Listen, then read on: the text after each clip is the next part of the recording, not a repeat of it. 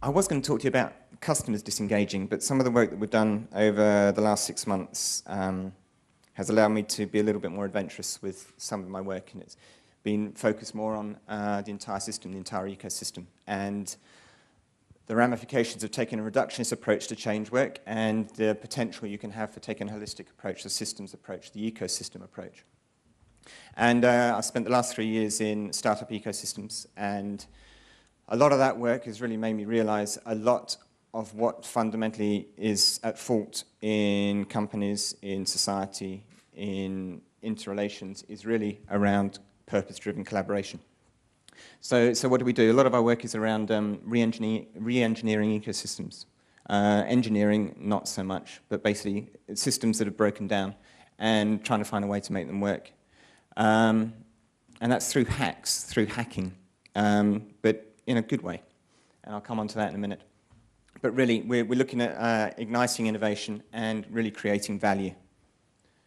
This is an ecosystem. Pulled straight off the net, just to make you realize that ecosystems are something that sit within society as well as within nature. So everything is interrelated, everything interacts. Those things that have no purpose with each other don't interact. Those that have value interact. Those that destroy each other are allowed to destroy each other. Those that thrive together are allowed to thrive without judgment. And that's one thing I should probably mention up front here. Some of the language I may use in here is slightly confrontational. As I said, thank you, Serge, for swearing. It means that I can get one in there. But fundamentally, what I want to get across here is the fact that you can look at any system as an ecosystem, whether it's an organization, whether it's a society change that wants to be invoked. Fundamentally, what we're dealing with here is, for the first time in history, organizations are becoming irrelevant to both their customers and their employees. And a lot of that's being brought around because technology is driving transparency into the organizations. Technology is enabling those individuals to be more empowered than they ever were. And fundamentally, it starts with a disconnect, a slight values misalignment, maybe a phone call with a contact center in India where they ask you about the weather in Melbourne, you're going, well, hang on, you know. Or they tell you the latest footy scores about Collingwood, and you go, well, this isn't really a conversation that's based on authenticity. Then they engage again, and they realize actually that they're not the only people. Through social proof on the net, they realize that there's a number of other people out there that are disenchanted with the brand, and that starts to become a disempowerment. They feel helpless, and that leads to disenfranchisement. And fundamentally, they engage from the brand. And what's really happened is that the ecosystem that those individuals are engaging with has collapsed. It's adversarial, it's competitive. And these words here may be a little bit challenging, and I say them without judgment, but the words themselves are symptoms of where we are at this point within the ecosystems that we all sit within. Those ecosystems for organizations, we're talking about employees, we're talking about staff, supply chain, the technology, the systems that you're working on, your complete value chain. And it's fundamentally an inhospitable environment for people to live within, and that's customers and employees. So what really is the implication when you have such an isolated, disconnected community? And that's really that what you're unable to do is adapt, and you're unable to do the thing that's fundamentally happening within society at the moment and with customers, and the empowering of customers, as Forrester mentioned earlier, is that customers want to get closer to what really matters to them.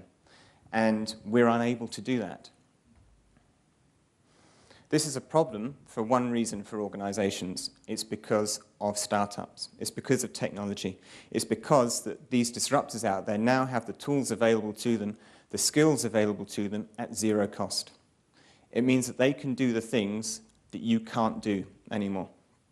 And there are many ways that we can try to hack our way around this, but fundamentally this will be something that continues to bite us in the arse until we actually find a way to make our ecosystem work in a more holistic way. So the incumbent, we'll all know this from Clayton Christensen's work, we all know that the end of the world is coming for our organization. We all see the stats that were mentioned earlier today. 70% of the Fortune 1000 are no longer part of the Fortune 1000 over a 10-year period. Those are huge numbers. But those guys at the top are still feeling fine. They're still getting their fat bonuses. They're still seeing that they're getting more profit from their same profitable customers. Their teams are adding features to these products that are becoming more and more bloated. But at the same time, the end of the world as we know it is seen as an opportunity to those disruptors, because they can see if I connect A with B with C, whether A is a person, whether B is your customer, or C is a piece of technology, I can find a way to get shit done. Thank you, Serge. Which is one of the things that is happening everywhere. And we like to think this is something that's unique to Silicon Valley. I'm here just to tell you that it's not. A lot of this is happening here. So we've got a number of companies here that are based out of Sydney, Melbourne. We've got a guy here that's basically driving transparency on your financial services. Guy here that's taking personal radio to a whole new level. A guy here that's saying, well, professional services, it's about time that we took the consulting practice out of the equation and went direct to the consultant. These guys are putting you directly in touch with the designer that creates your products. All they're doing is basically cutting bits out of the equation and creating unique value for the customer. So what do we do? Well, there are some forces that are actually creating these innovators. And they're forces that aren't unique to startups. These are forces that aren't unique to any one ecosystem. It's just the fact that as a business, we haven't seen them, or we haven't realized how we can use them. The question is, what forces? There are two. The first one is disintermediation. Disintermediation is basically cutting bits out that are no longer providing value. As organizations, we have trouble doing this. We're siloed. We have KPIs. We have finance officer telling you what your uplift's got to be this year if you're a sales team, or you've got a 5-year program to develop a product that maybe no one wants.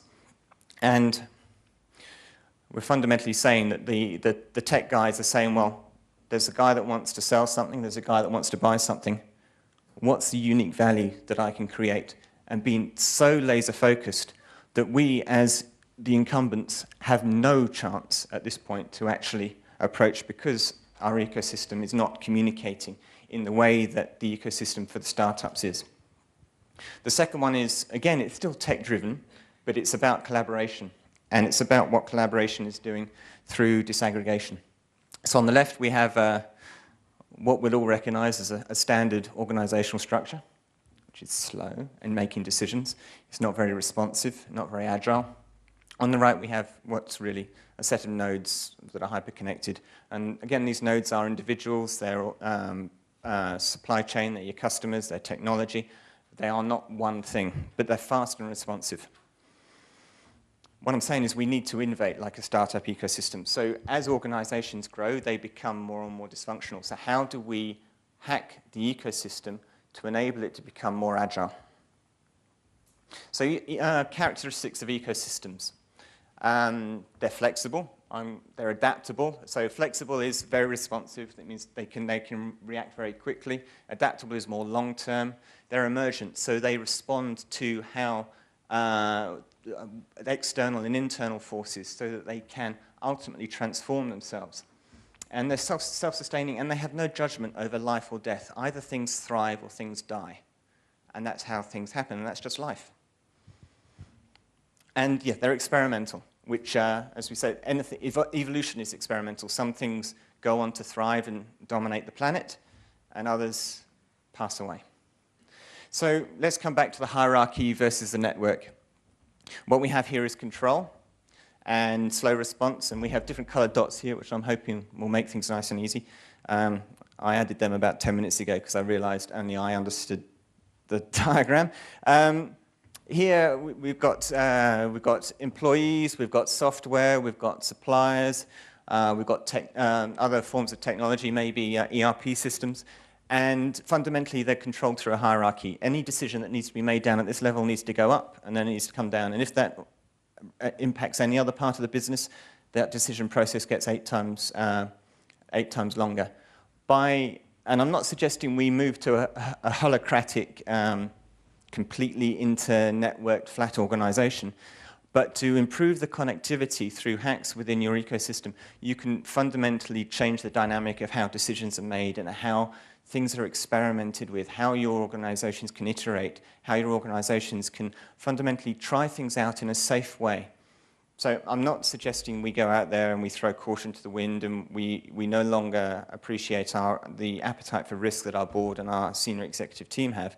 But with hacks to the system, whether it's through the Catalyst program or whether it's through some of the other stuff that goes on within the startup ecosystem, we're able to make the organization significantly more responsive. So maintain the hierarchy, because that's not going anywhere fast, but find a way to make that hierarchy more responsive and to re-energize it to actually become what it once was, connected with society, connected with the people that it serves, connected with the people that serve it, understanding which part of the ecosystem the organization plays within and what ecosystems exist within the organization. So fundamentally what we're talking about here is a systems approach, going in and observing without judgment, and really immersing yourself in what the organization or the ecosystem has to offer at this point. So we're not looking at the intent, we're not looking at an outcome. Out of the back of that, there's a moment of reflection. So that can be done through a number of tools. There are some people out there that actually want you not to think during that time. And fundamentally, understanding what it requires for the desired outcome to be achieved within what has been observed, and then iterating that to a point that fundamentally you act. So the hacks that we're looking at here, as I mentioned, there was immersion. So immersion within whatever that ecosystem is, auditing that ecosystem, understanding every single moving part of that ecosystem, and seeing where it works and where it doesn't work, where it should work and where maybe it shouldn't work. Then through experimentation, playing with it, seeing which bits may catalyze the collaboration that's required to deliver change within that ecosystem, and fundamentally taking the things that work and scaling them. So from a startup perspective, what we're really saying is applying the tools that have manifested over the last 10 to 15 years. So design thinking is great for that immersion process. It's a thing that can be scaled throughout an ecosystem, and you can employ and recruit people within your organization to go out there and immerse themselves in what's really happening within your organization. Lean startup's great for the build, measure, learn cycle. What we're suggesting there is that's how you experiment. You experiment in a very safe way, low-cost way with your early adopters. And fundamentally then scaling and perfecting and desensitizing those experiments through agile methodologies. So delivering you a framework that looks pretty much something like that. So the results of something like this are quite transformative for a number of organizations. There's just 9 of them. I've put Atlassian in there as our token Australian company. However, they've just affected to the UK, unfortunately. But the others, they're all brands that are truly, one may say, customer-centric. Others may say they're connected. Valve is truly self-organizing into self-forming teams. Zappos, at this point in time, has actually said we're now a holacratic organization, which I'm interested to see how that actually plays out. So the only thing I can leave you with is to start hacking. Thanks very much. It's part methodology, part experience. I spent the last 3 years immersed in ecosystems, startup ecosystems. I did that with startup businesses, and I worked with about 1,500 entrepreneurs internationally. And my desire out of that was to create some successful businesses. What my fascination was actually how were these ecosystems working. I went over to Silicon Valley beginning of last year as one of my forays out, and I was sat down with a venture capitalist, and he said, look, you've got this business here. What one thing would you like to make that business successful? It's giving, sharing. I thought, that's really interesting. I said, well, out of all the things I'd like to meet Guy Kawasaki. I think he's got some great IP.